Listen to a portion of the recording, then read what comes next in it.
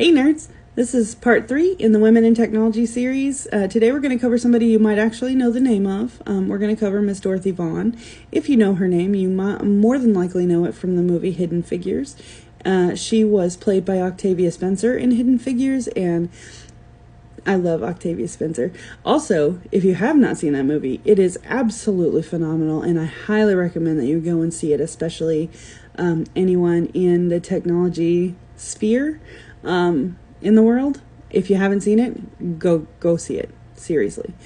But we're going to be covering Miss Dorothy Vaughan. There's Miss Dorothy Vaughan right there next to the machine, one of the machines that she programmed for. In 1943, before 1943, she was a math teacher, a high school math teacher, and she decided in 1943 to leave teaching math in high school to go and work at the Langley Memorial Aeronautical Laboratory. She thought originally that this was going to be a temporary wartime position and that she was going to go back to her normal life teaching math afterward. Fortunately for NASA, they realized what they had in Miss Dorothy Vaughan, and they kept a hold of her. In 1943, at the time, NASA was actually called NACA instead of NASA, so the National Advisory Committee for Aeronautics. And Miss Dorothy Vaughan, from 1949 to 1958, was the head of the segregated West Area Computing Unit. And she did phenomenal things.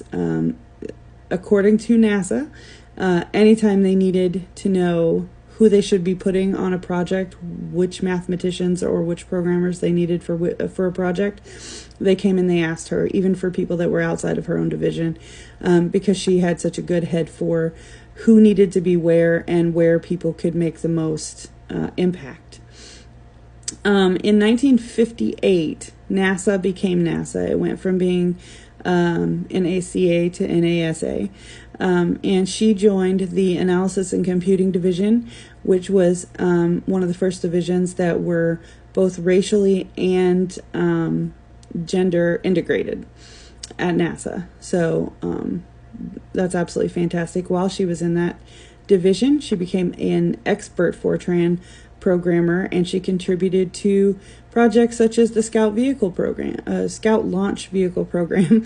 As with her, as with every woman I'm going to cover in the Women in Technology series, I highly, highly recommend that you go and look them up. I do not have time to cover everything about them here in 3 minutes. Anyway, talk to you later.